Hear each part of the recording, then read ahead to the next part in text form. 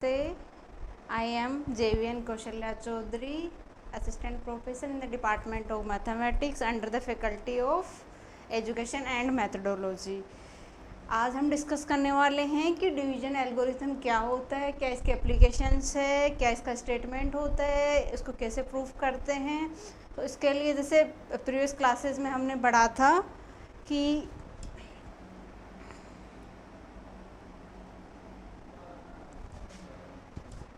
इससे पहले हम पढ़ चुके हैं कि प्राइम नंबर्स क्या होते हैं, prime and composite number.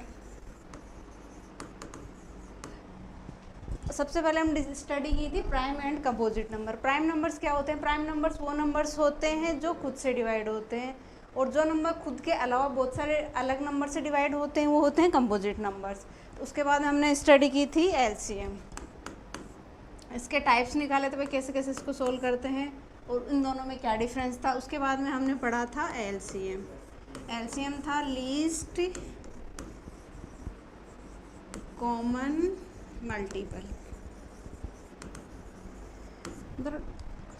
LCM find the LCM of two numbers. तो दो नंबर का अपने को जब एलसीएम फाइंड करना होता है तो कैसे फाइंड करते हैं? माना कि ए और बी कोई भी दो नंबर्स है, उनका अपने को एलसीएम फाइंड करना है। तो उसके लिए एलसीएम का फुल फॉर्म क्या है? Least common multiple. तो इन दोनों के सबसे पहले मल्टीपल्स निकालेंगे या डिवाइजर्स निकालेंगे या फिर इसके फैक्टर्स निकाल लेंगे। फिर उसका देखेंगे कि उसमें कॉमन कौन सा है, और कॉमन में भी चेक करेंगे कि सबसे छोटा। तो इसमें चेक करेंगे लीस्ट कॉमन मल्टीपल्स। तो इसके बाद में इसके 3 से 4 मेथड्स पढ़े हमने। फिर इसके बाद में हमने पढ़ा था GCD, greatest common divisor. Greatest common divisor मतलब सबसे पहले कोई भी दो नंबर से उसका अगर अपने को GCD निकालना है तो कैसे निकालेंगे? GCD of numbers A and B। इसके 2 से 3 मेथड से, जैसे एक फर्स्ट है फैक्टराइजेशन मेथड से निकाल लेंगे, सेकंड है प्राइम फैक्टराइजेशन मेथड से निकाल लेंगे, डिवीजन एल्गोरिथम से निकाल लेंगे, या फिर सिंपल डिवीजन मेथड से निकालेंगे। तो इसके लिए क्या करेंगे? ए और बी जो नंबर्स है उसके मल्टीपल्स निकालेंगे, फैक्टर्स निकालेंगे, फिर उसके बाद में उसमें से कॉमन निकालेंगे और उसमें भी सबसे बड़ा कॉमन डिवाइजर निकालेंगे। तो इसके लिए हम आज डिवीजन एल्गोरिथम जो पढ़ रहे हैं वो एक GCD निकालने का ही फॉर्म है। तो उसमें क्या करते हैं हम उसकी स्टडी ब्रीफ में स्टडी करने वाले हैं आज। तो उसके लिए हम पढ़ेंगे डिवीजन एल्गोरिथम। डिवीजन होता क्या है पहले तो हमें ये पता होना चाहिए। डिवीजन जैसे 3, 5, तो 3 में 5 का डिवाइड करेंगे तो कितना बचे? कितनी बार जाएगा? एक बार जाएगा। रिमाइंडर कितना बचेगा? 2। तो ये 3 तो क्या है? डिवाइजर, और 5 है डिवाइडेंट, और 1 है क्वोशेंट, और 2 है हमारे पास यहाँ रिमाइंडर। तो हम डिवीजन एल्गोरिथम में बेसिकली हम इसी डिवीजन का यूज़ में लेने वाले हैं, वो भी इसकी ब्रीफ में स्टडी करेंगे। तो जैसे किसी भी डिवाइजर को डिवाइडेंट से जब डिवाइड करते हैं तो अपने पास कुछ पॉजिटिव क्वोशेंट आता है और कुछ रिमाइंडर बचता है। अगर क्वोशेंट और डिवाइजर को मल्टीप्लाई कर दे और उसमें रिमाइंडर ऐड कर दे तो अपने पास क्या बचता है? डिवाइडेंट। तो इसी की ही स्टडी करने वाले हैं डिवीजन एल्गोरिथम में।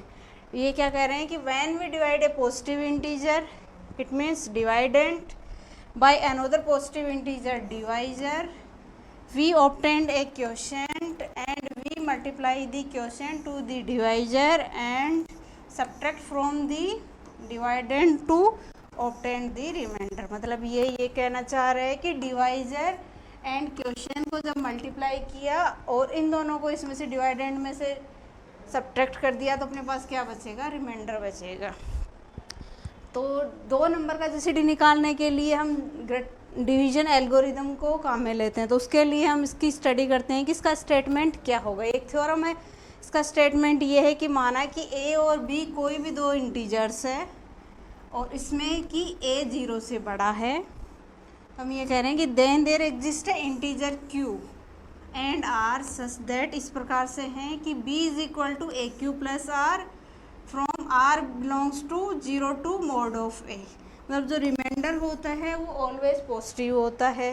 हम वैसे यहाँ a पॉजिटिव लेके चल रहे हैं, तो फिर ये क्या अपने पास यहाँ q एंड r है जो कि यूनिकली डिटरमाइन होते हैं a और b से।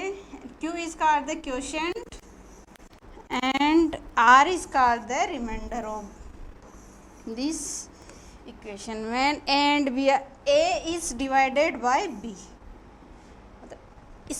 इसको कैसे लिखेंगे अगर डिवीजन से लिखना चाह रहे हैं, तो a है वो किसको डिवाइड कर रहा है, b को डिवाइड कर रहा है, और अपने पास यहाँ लास्ट में रिमाइंडर क्या बचेगा, r बचेगा, और ये यहाँ है q।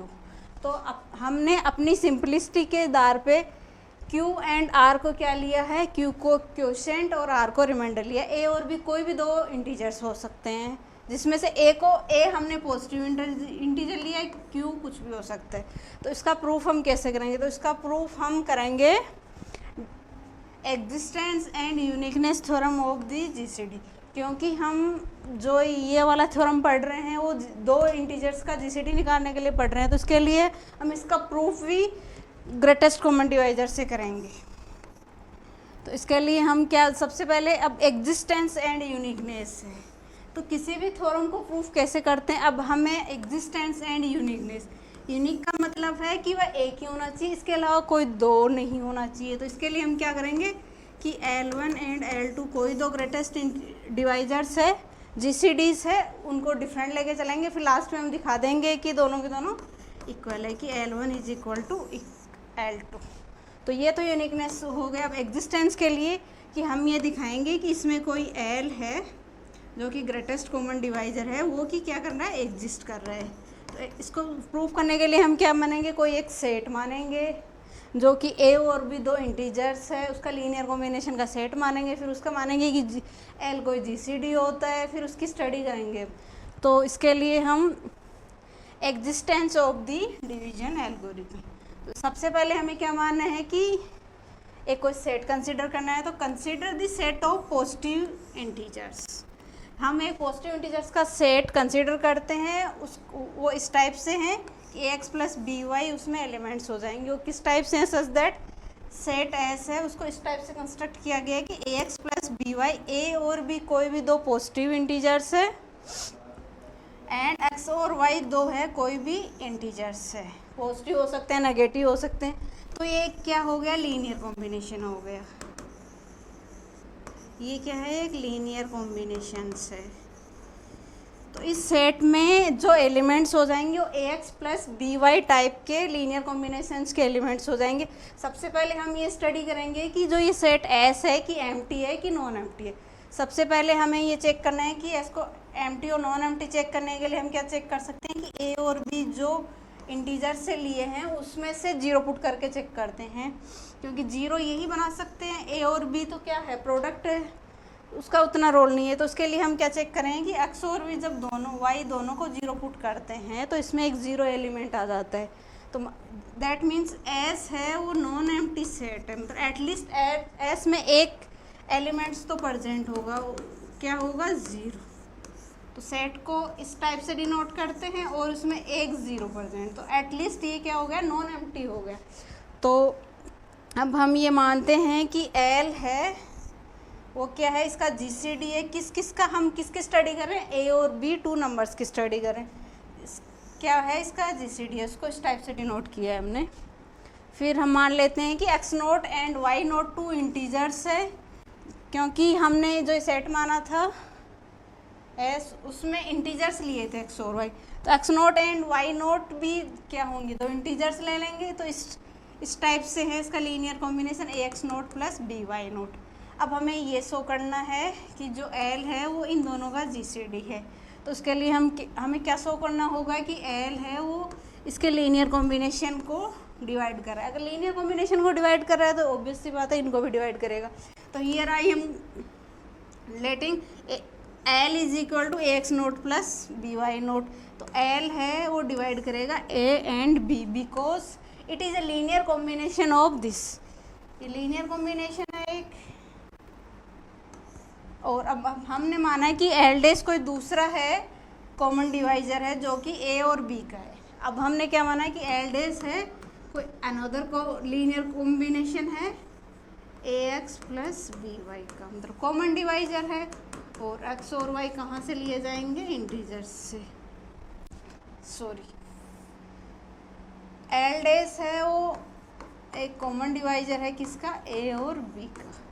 तो इसके लिए हमने क्या माना, तो जो एल डैश है जो दूसरा कॉमन डिवाइजर है वो मस्ट है कि जो पहले वाला जीसीडी था उसको डिवाइड करेगा, क्योंकि जो पहले वाला जीसीडी था वो लीनियर कॉम्बिनेशन था किसका, ए एक्स प्लस बी वाई का। और जो दूसरा कोई भी एनी कॉमन डिवाइजर होता है वो एल को मस्ट है कि ए और बी को डिवाइड करेगा, ए और बी को डिवाइड करेगा क्योंकि लीनियर कॉम्बिनेशन है उसके। तो जो एल है वो क्या है, उसमें सबसे बड़ा ग्रेटेस्ट कॉमन डिवाइजर है, क्योंकि एल डैश को तो हमने कॉमन डिवाइजर लिए, तो कॉमन डिवाइजर जरूर थोड़ा ग्रेटेस्ट कॉमन डिवाइजर छोटा भी हो सकता है। तो सबसे पहले हमने क्या शो किया कि जो एल डैश है वो डिवाइड किसको करता है, एल को डिवाइड करता है। उसके बाद में एल था वो ग्रेटेस्ट कॉमन डिवाइजर था ए एंड बी का, तो ये तो सबसे बड़ा कॉमन डिवाइजर है। तो ये क्या कह रहे हैं कि मस्ट जो एल है सबसे बड़ा कॉमन डिवाइजर है वो उसको भी डिवाइड करेगा। तो उसके लिए क्या है, एल और मतलब हम ये कह सकते हैं कि उसका ग्रेटेस्ट कॉमन डिवाइजर एग्जिस्ट कर रहा है। तो उसके बाद में हम यूनिकनेस उसकी स्टडी करते हैं। तो यूनिकनेस की स्टडी के लिए हम क्या करेंगे कि कोई भी दो माना कि L1 and L2 are two greatest common divisor of integer a and b, मतलब हमने ये माना कि ग्रेटेस्ट कॉमन डिवाइजर है एंड बी का, और L2 कोई अनदर ग्रेटेस्ट कॉमन डिवाइजर है ए एंड इंटीजर बी का। तो इसके लिए L1 अगर ग्रेटेस्ट कॉमन डिवाइजर है तो ये क्या हो जाएगा, लीनियर कॉम्बिनेशन है किसका, ए एक्स प्लस बी वाई का, तो ये ए और बी दोनों को डिवाइड करेगा, क्योंकि ग्रेटेस्ट कॉमन डिवाइजर वो होता है जो उसके डिवाइजर्स में कॉमन हो और वो भी सबसे बड़ा हो, तो ऑब्वियस सी बात है इन दोनों को डिवाइड करेगा। अब ये कह रहे हैं कि जो L1 है वो मस्ट है कि लीनियर कॉम्बिनेशन होगा एंड बी का, बात सही है। अब ये कह रहे हैं कि L2 भी एक लीनियर कॉम्बिनेशन है जो कि L2 को भी डिवाइड करे, विच मीन्स क्या हुआ कि L1 है वो डिवाइड किसको करेगा, L2 को। तो हमने यहाँ शो कर दिया कि L1 L2 को डिवाइड कर रहे हैं। तब इसके बाद हम ये कि कह रहे हैं कि L2 डिवाइड कर रहे हैं कि एंड बी को, क्योंकि L2 भी कोई एक ग्रेटेस्ट कॉमन डिवाइजर है, हैंस L2 भी L1 को डिवाइड करेगा। Further L1 and L2 both are L1 जब ग्रेटेस्ट कॉमन डिवाइजर से दोनों के दोनों लीनियर कॉम्बिनेशन है, तो हमने ये शो किया कि L1 है वो L2 को डिवाइड करे। फिर अगेन हमने ये शो किया कि L2 है वो L1 को डिवाइड करे। तो इट मीन्स क्या हुआ, L1 is equal to L2। Starting में हम क्या लेके चले कि दो डिफरेंट ग्रेटेस्ट कॉमन डिवाइजर्स लेके चले थे, लास्ट में हमने क्या दिखा दिया, जो लेके चले थे वो एक ही है। तो हम ये क्या कह सकते हैं कि जो ग्रेटेस्ट कॉमन डिवाइजर है वो एक ही होगा और वो क्या होगा, यूनिक होगा। तो उसके बाद में हम इसको एक एग्जांपल के थ्रू समझते हैं कि फाइंड करना है कि 48 एंड 18 का कोई एक ग्रेटेस्ट डिवाइजर निकालना है अपने को, वो भी किससे, डिवीजन एल्गोरिथम मेथड से निकालने वाले हैं। अब तो सब और डिवीजन एल्गोरिथम मेथड को तब तक कंटिन्यू करते रहते हैं जब तक कि लास्ट में रिमाइंडर 0 आ जाए। तो उसका एक एग्जांपल देखते हैं। फाइंड करना है हमने GCD 48 एंड 18 को। तो इसका सॉल्यूशन सबसे पहले हम अप्लाई करेंगे ग्रेटेस्ट कॉमन डिवीजन एल्गोरिथम। तो हमें करना क्या है कि 48 बड़ा नंबर है उसको उसमें छोटा नंबर डिवाइड करेगा, मतलब क्या है 18 को डिवाइड करना है किसमें, 48 में। तो अपने पास क्वोशिएंट और रिमाइंडर ये निकालने हैं फिलहाल। तो क्वोशिएंट क्या होगा, 48 में 18 से डिवाइड करेंगे तो कितना बचेगा, 2, मतलब कितने टाइम्स आएगा, 2 टाइम्स आएगा। फिर इसका रिमाइंडर क्या बचेगा, अब जैसे 2 टाइम्स जाएगा तो 2 टाइम्स में कितना हो जाएगा, 36। तो कितना रिमाइंडर बचेगा, 12, क्योंकि इसके बाद में इसमें डिवाइड हो नहीं सकता। तो इसके लिए हमारे पास ये क्या है, ये तो आ गया रिमाइंडर, ये क्या आ गया क्वोशिएंट। ये अपना A मान लो, ये अपना B मान लो, तो क्या हुआ 48 को लीनियर कॉम्बिनेशन में लिख सकते हैं divisor and quotient, divisor and quotient, this is the remainder of the 18 divide by the 48। अब अपने पास इस प्रोसेस को जब तक करना है जब तक कि यहाँ रिमाइंडर 0 नहीं आ जाए, फिर जो डिवाइजर होगा वो अपना ग्रेटेस्ट कॉमन डिवाइजर कहलाएगा। तो इसके लिए हम फिर अप्लाई करेंगे, फिर किस में अप्लाई करेंगे, 18 एंड 12 में। देखो 18 और 12 में फिर डिवीजन एल्गोरिथम अप्लाई करेंगे। तो इसमें हमारे पास क्वोशिएंट कैसे निकालेंगे कि बड़ा कौन सा है, 18 है, तो क्या होगा 12 को 18 में डिवाइड करेंगे तो कितना 1 टाइम जाएगा, और इसमें कितना बचेगा, रिमाइंडर 6 बच गया, मतलब रिमाइंडर अभी भी बच रहा है। तो एक बार फिर इसको डिवीजन एल्गोरिथम थ्योरम को अप्लाई करने पड़ेगा, किसमें, 6 और 12 में। तो इसमें कहता था 1 तो किस में था, क्वोशिएंट था, और 6 क्या था, अपने पास रिमाइंडर था, और 18 का ये लीनियर कॉम्बिनेशन हो गया। Basically this is the linear combination of 12 and 6 by obtain the 18। अब फिर हमने को कंटिन्यू करना है डिवीजन एल्गोरिथम थ्योरम, वो भी किस में, 6 और 12 में। 6 और 12 में करना है तो 2 टाइम्स आएगा, रिमाइंडर कितना बचा, 0 बच गया। मतलब अब ये प्रोसेस है वो स्टॉप हो गया, और इसका जीसीडी क्या आ गया, 6 आ गया। जैसे हम एक नेक्स्ट,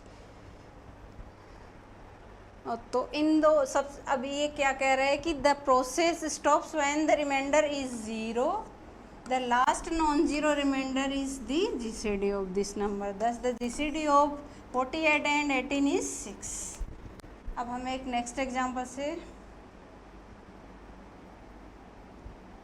स्टडी करते हैं इसकी। अब जैसे नेक्स्ट एग्जांपल के लिए, जैसे मान लो कि 12 एंड 52 है, तो इसके लिए हम क्या करेंगे, इसका जीसीडी निकालना है, वो भी हम निकालेंगे डिवीजन एल्गोरिथम मेथड से। तो 12 को डिवाइड करेंगे, चलो इसको नेक्स्ट क्लास में देखेंगे।